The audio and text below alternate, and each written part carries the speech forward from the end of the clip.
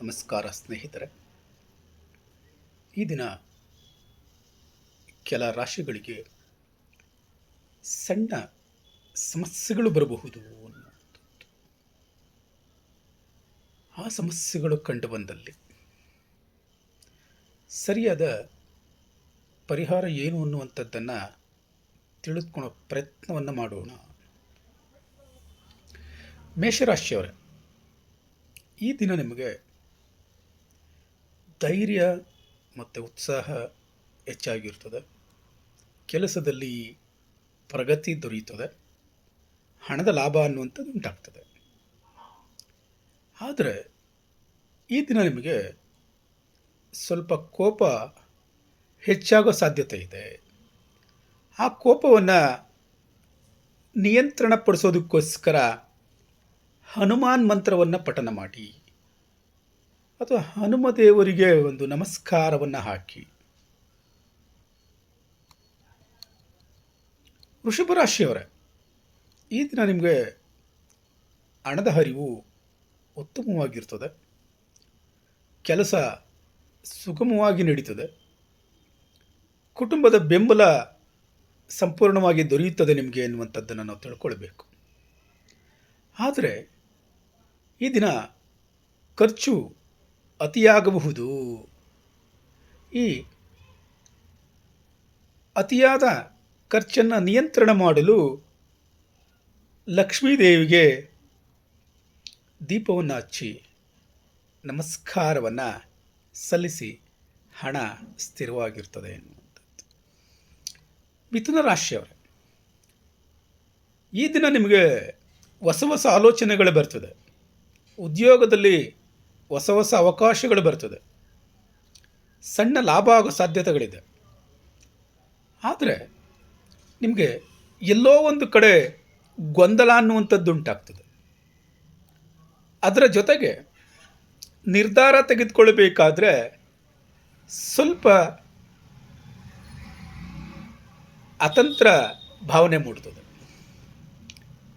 ಆ ಒಂದು ಗೊಂದಲ ಮತ್ತು ಅತಂತ್ರ ಭಾವನೆ ಅಡೆತಡೆಗಳ ನಿವಾರಣೆಗೋಸ್ಕರ ಗಣೇಶನನ್ನು ಪೂಜೆ ಮಾಡಿ ನಿಮ್ಮ ಮನಸ್ಸು ಸ್ಥಿಮಿತಕ್ಕೆ ಬರ್ತದೆ.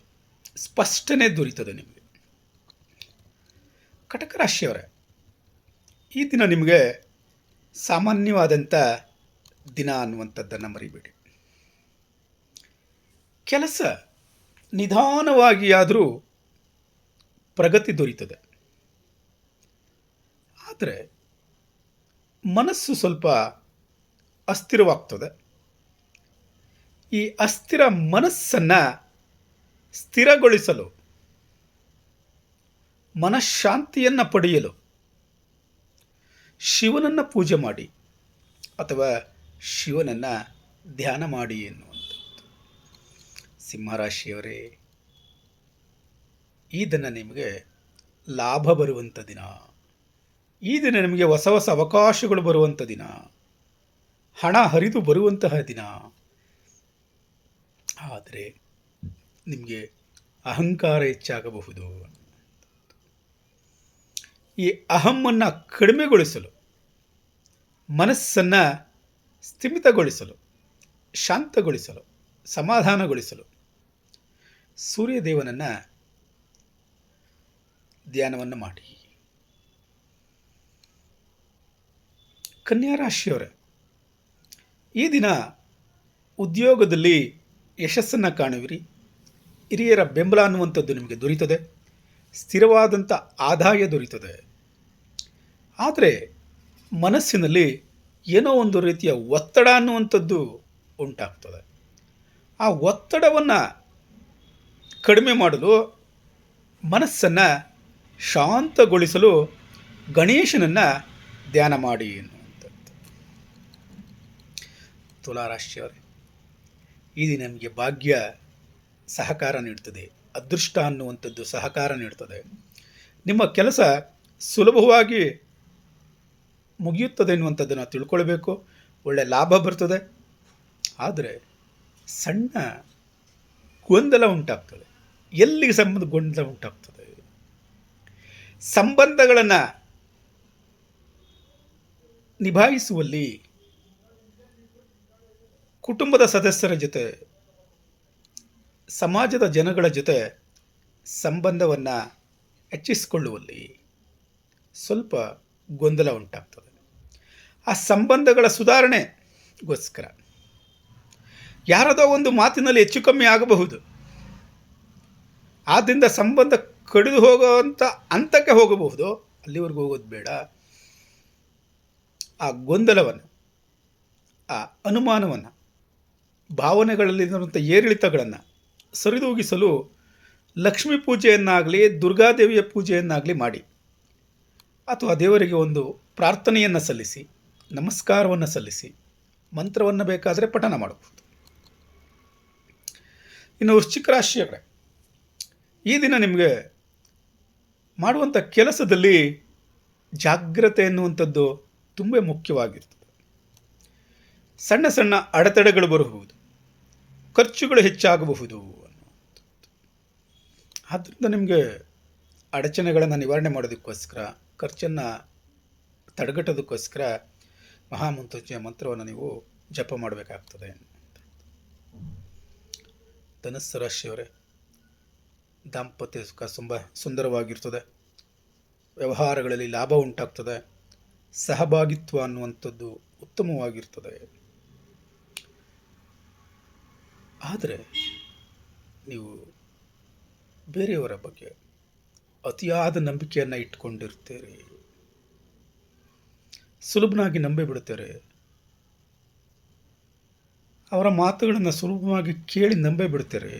ಸತ್ಯ ಯಾವುದು, ಸುಳ್ಳು ಯಾವುದು ಅನ್ನುವಂಥದ್ದನ್ನು ತಿಳಿದುಕೊಳ್ಳುವ ಸಲುವಾಗಿ ವಿಷ್ಣು ಪೂಜೆಯನ್ನು ಮಾಡಿ. ವಿಷ್ಣು ರಕ್ಷಕ, ಬ್ರಹ್ಮ ಸೃಷ್ಟಿಕಾರಕ, ಶಿವ ಲಯಕಾರಕ, ವಿಷ್ಣು ರಕ್ಷಣಾಕಾರಕ. ಆದ್ದರಿಂದ ನಿಮ್ಮ ಸಮತೋಲನವನ್ನು ಕಾಪಾಡಬೇಕಾದ್ರೆ ವಿಷ್ಣುವಿನ ಅಗತ್ಯತೆ ಇರ್ತದೆ.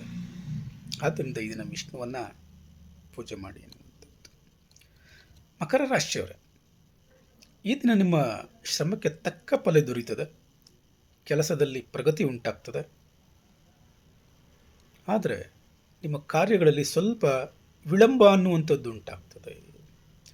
ಆ ವಿಳಂಬವನ್ನು ಕಡಿಮೆ ಮಾಡಲು, ನಿಮ್ಮ ಕಾರ್ಯಗಳಲ್ಲಿ ವೇಗವನ್ನು ಹೆಚ್ಚಿಸಲು ಶನಿ ಪೂಜೆಯನ್ನು ಮಾಡಿ, ಶನಿಯ ಮಂತ್ರವನ್ನು ಪಠನ ಮಾಡಿ, ಎಳ್ಳೆಣ್ಣೆಯನ್ನು ದಾನ ಮಾಡ್ಬೋದು. ಬೇಕು ಅಂತಂದರೆ ಅಥವಾ ದೇವರಿಗೆ ಎಳ್ಳು ದೀಪವನ್ನು ಹಚ್ಚಬಹುದು ಅನ್ನುವಂಥದ್ದು. ಕುಂಭರಾಶಿಯವರೇ, ಈ ದಿನ ನಿಮಗೆ ಹೊಸ ಹೊಸ ಅವಕಾಶಗಳು ಬರಬಹುದು. ಬೆಳವಣಿಗೆ ತುಂಬ ಹೆಚ್ಚಾಗ್ತದೆ. ಇದು ಅಭಿವೃದ್ಧಿಗೆ ಸಹಕಾರಿಯಾಗಿರ್ತದೆ. ಅನುಕೂಲಕರವಾದಂಥ ಲಾಭ ಬರ್ತದೆ. ಆದರೆ ಮನಸ್ಸಿನಲ್ಲಿ ಏನೋ ಒಂದು ರೀತಿಯ ಒತ್ತಡ ಅನ್ನುವಂಥದ್ದು ಕಾಡ್ತದೆ. ನಕಾರಾತ್ಮಕ ಭಾವನೆಗಳು ಉಂಟಾಗ್ತದೆ. ನಕಾರಾತ್ಮಕ ಭಾವನೆಗಳನ್ನು ಕಡಿಮೆ ಮಾಡಲು, ಮನಸ್ಸಿನ ಒತ್ತಡವನ್ನು ಕಡಿಮೆ ಮಾಡಲು ನಾವು ದುರ್ಗಾ ಪೂಜೆಯನ್ನು ಮಾಡಬೇಕು. ಮೀನರಾಶಿಯವರೇ, ಈ ದಿನ ಕುಟುಂಬದಲ್ಲಿ ಏನೋ ಒಂದು ರೀತಿ ಸಂತೋಷ ಅನ್ನುವಂಥದ್ದು ಉಂಟಾಗ್ತದೆ. ಮನೆಯಲ್ಲಿ ಶಾಂತಿ ಸಮಾಧಾನಗಳು ದೊರೀತದೆ. ಈ ದಿನ ಸ್ಥಿರವಾದಂಥ ಒಂದು ಜೀವನ ಅನ್ನುವಂಥದ್ದು ದೊರೀತದೆ. ಆದರೆ ಆಲಸ್ಯ, ಸೋಮಾರಿತನ ಅನ್ನುವಂಥದ್ದು ಉಂಟಾಗುವ ಸಾಧ್ಯತೆಗಳಿರ್ತದೆ. ಆಲಸ್ಯವನ್ನು ಕಡಿಮೆ ಮಾಡಿ, ಸೋಮಾರಿತನವನ್ನು ಒಡೆದೋಡಿಸಿ, ಚೈತನ್ಯವನ್ನು ತುಂಬಿಕೊಳ್ಳಬೇಕಾದರೆ ಅದಕ್ಕೆ ಮುಖ್ಯ ಸಹಾಯಕಾರಕನಾದಂಥ ವಿಷ್ಣುದೇವರ ಧ್ಯಾನವನ್ನು ಮಾಡಿ. ನಿಮಗೆಲ್ಲ ಶುಭವಾಗ್ತದೆ ಅನ್ನುವಂಥದ್ದು.